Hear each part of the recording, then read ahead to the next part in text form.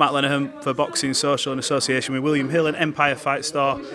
We're here, Josh Warrington's gym. You're in camp for Leigh Wood, a chance to become a 3-time world champion. First question, obvious one. How are you feeling? Important fight coming up.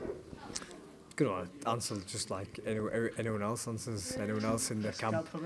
Yeah, absolutely fantastic. 3 weeks out.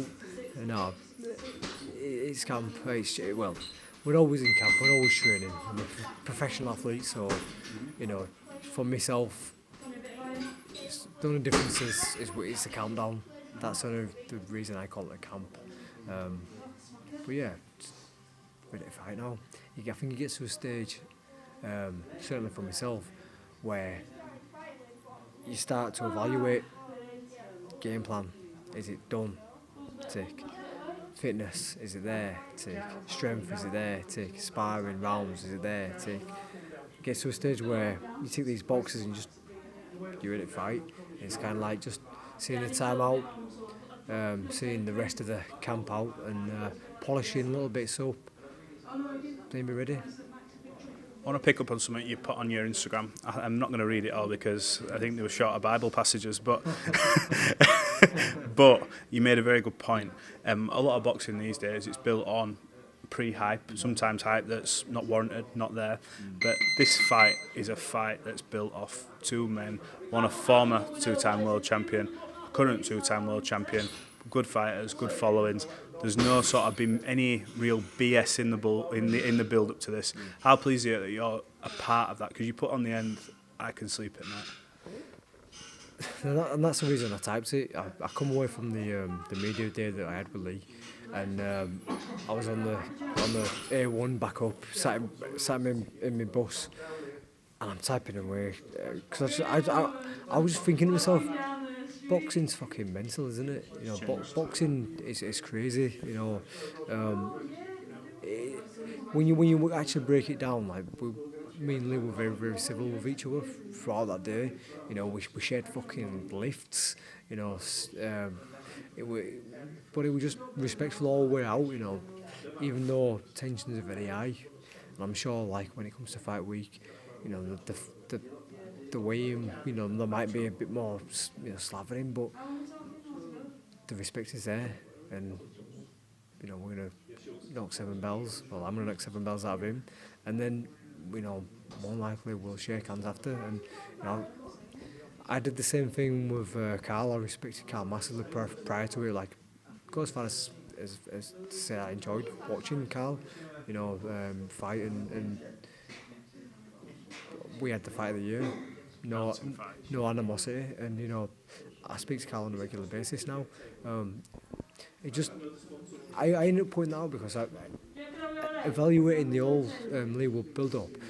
A few weeks back, or a few months back, we had the first press conference, and I handed him a cake, and then a few weeks later,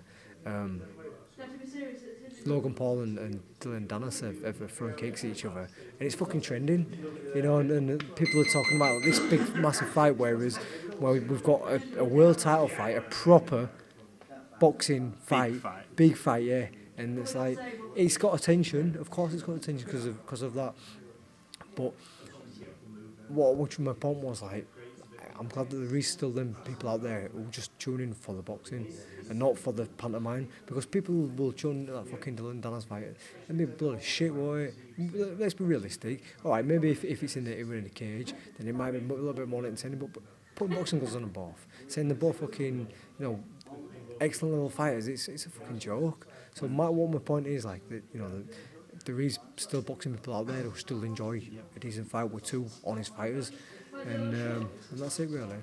Feels like a bit of a throwback fight, one that the hardcore fans will love, but also one where, like, the arena's full based on the fact that it is a fight that's been, not based on the build-up, and I think that's what separates you and Leigh from a lot of these fights that we're seeing.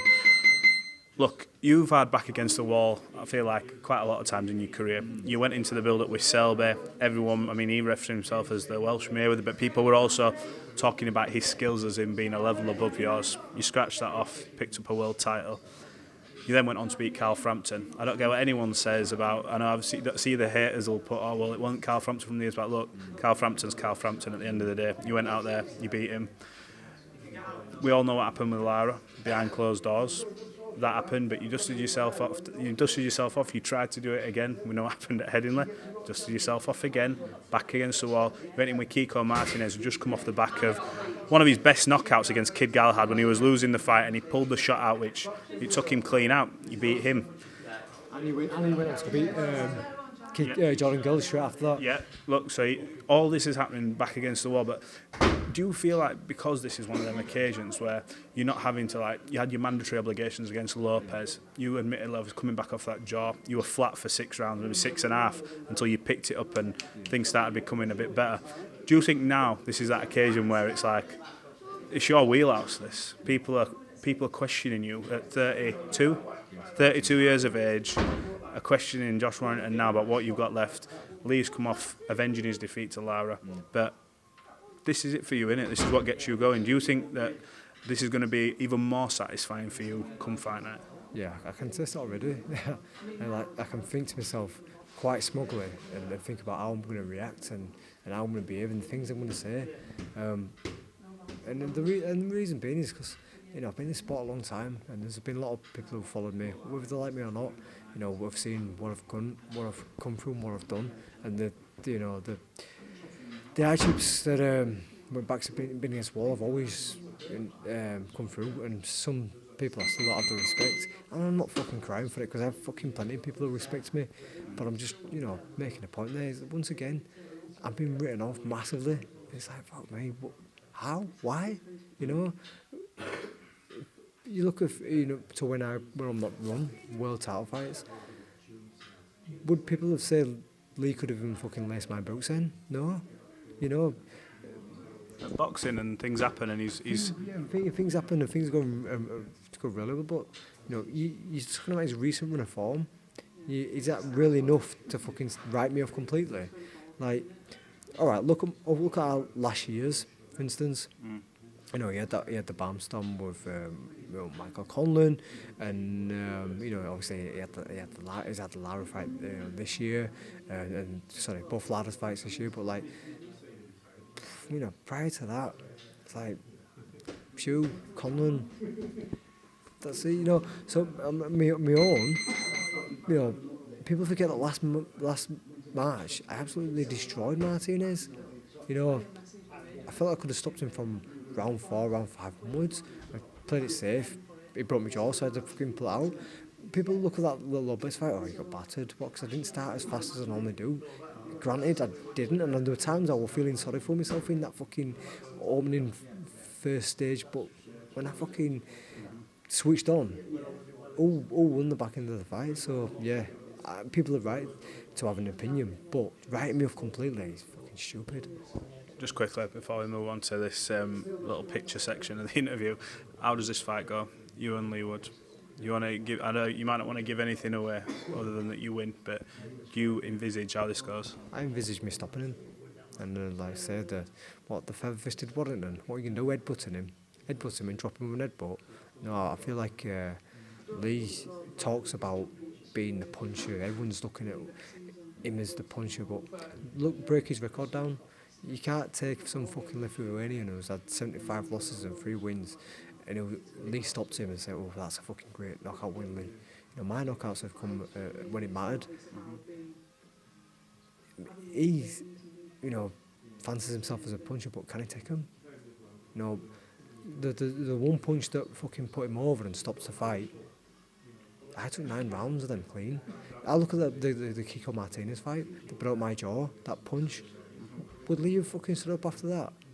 Would he have carried on battling after? I don't think he would have done.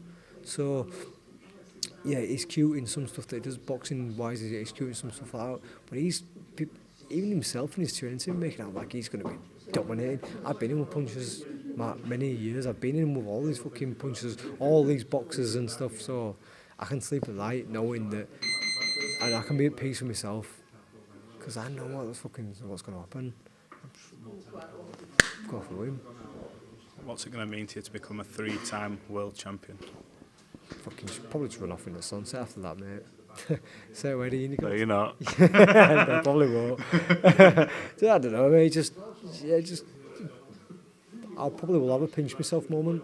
Another big milestone. Yeah, probably have a pinch yourself moment. You know, to be a world champion is one thing. To win a world title 3 times is something else. You know, I think after that we'll have to start regarding us. You know, actually, he wasn't a bad boxer, Josh. You know, he's fucking 3-time world champion. You know, this will be my 7th and 8th world title fight. So, you know, yeah. Right, look, last part of the interview. Doing some digging. I've got some pictures together, and just for something a bit different, I just want you to comment. Doesn't have to be one word, can be a sentence, what you see, and I'll put the pictures on the screen once I've edited this. There's no here to trip you up. I know you think I'm fucking weird, but I'm not. So, first one. Hey, the little Leeds Warrior. When was that? When was that? That was 22nd November 2001. Wow. Yeah, a week after my 11th birthday. So I'm born 14th of November. So yeah, a week after, I was down in Bracebridge. I was 28 kg there. So I think that was equates around 4 stone. And I had my first fight. Yeah. Right, what are we seeing here? Promotion. Which one's that? Is that Leeds going back to the Prem? That's Leeds going back to the Prem after 17, 18 years on Liam Cooper's shoulders. Me and my missus have been out with the first time we've been out for a while since lockdown had lifted. Is that how you celebrated with her out? No. We was already out for a meal. Like I say, it was the first time we was out in a long time, and then Leeds has just been promoted. We were having a meal in Leeds City Centre, and I was blown away. I was like, Tash, you don't know what this means for the city. This is unbelievable.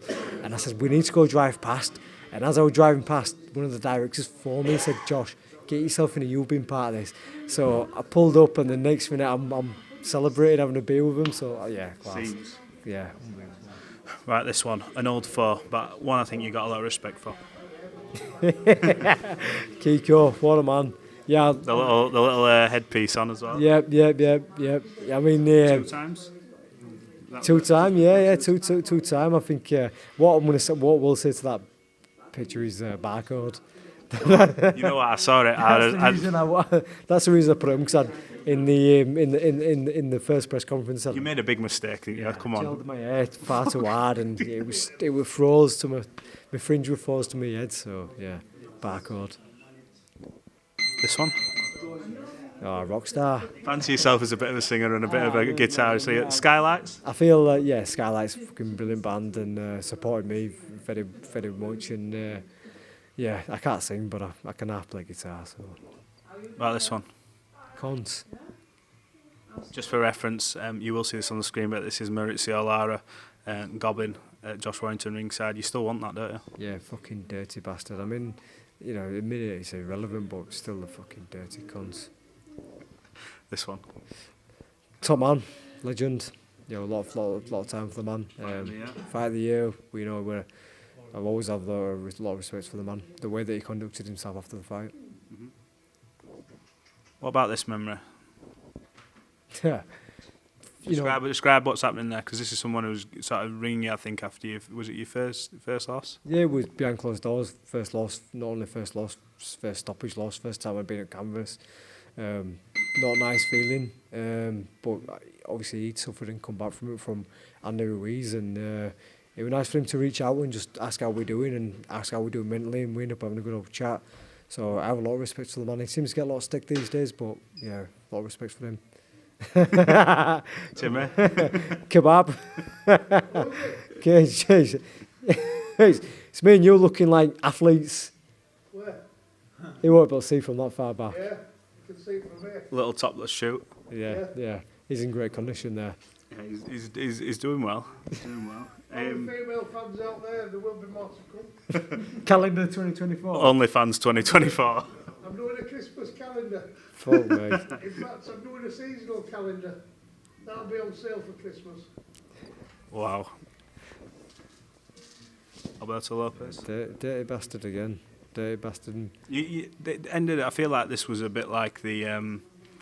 I don't know, but you didn't leave that with fond memories because of the loss, but there's a genuine dislike with him, a bit like Lara now, isn't there? He has built like that, and the reason being is because the way that he conducted himself in the fight, complaining about the leg shot, having more or less 4 to 5 minutes of recovery time, And then the way he conducted him and his team conducted himself after, you know, he came in hobbling into the change room, complaining about his hip, and then he's running down corridor after. It's a disgrace. And then the comments they made straight after that, I'm a disgraceful fighter and I should never be stepping in the ring again. Just, if you're going to bring them kind of comments, you know, then you're going to upset me, aren't you? So, yeah, for me, I've lost all respect for him. This one? Sore times. Soup times? Yeah, soap times. Some very, very painful times. Which one thing comes to mind then, and that's... that post Martinez, wasn't it, the break job? Martinez, the fucking... The painkillers I were taking for that were absolutely leaving me in agony. What's this moment mean? Yeah, upsetting times, mate. Fucking hell, your world has ended, hasn't it? You know, fucking, his world has ended when you've something like that's happened. You know, fucking, it's my biggest fear, losing. More recent one. The poodle. What comes to mind? Obviously, opponent. There's respect there, but yeah, we're going to war. Oh, well, it'll be war for however long it lasts. 3 times. That belt, just my eyes on that belt, and that's it. That belt's, you know, I envisage myself taking it home already, and then the girls run around with it. Right, last one. Probably be. I suppose it will be your favourite one, but it was a hard time as well. Yeah, it's obviously moments like that. It puts things into perspective. That was just after the Lopez fight, and yeah, feeling very sorry for myself going in, but my girls are there, and yeah, sometimes you do need to realise that there is more to life than boxing, even though my life's been fully dominated by boxing, but yeah, family's everything. Right, final one for me. You got a message for all these fans that are going to come out and pack that arena out for you, and Leigh, obviously it's going to be a big night. You got a message for all these? So all those who are coming out, 7th October, it's going to be a hell of a day. A lot of you have supported me through thick and thin, through the small halls, from the leisure centres to the arenas to the stadiums, and now chance to become a 3-time world champion. Once again, back is against the wall. But we fucking like that, don't we? This is where we thrive. When they're all fucking haters, when they're all against us, he's going to be there with his mob, with his fucking Tin Pot football fans. But we've gone through thick and thin, through everything, through setbacks to glory days. Once again, I ask you to come out in your droves, make the fucking noise from first bell to the last. Be there, scream, shout. If I see you after, I'll buy you a fucking pint, because there's no way I will walk out that ring with that belt. But just do what you can do in the stands, and I'll do the rest in the ring. I'm the new fucking come on! Josh Warrington, always a pleasure. Thank you.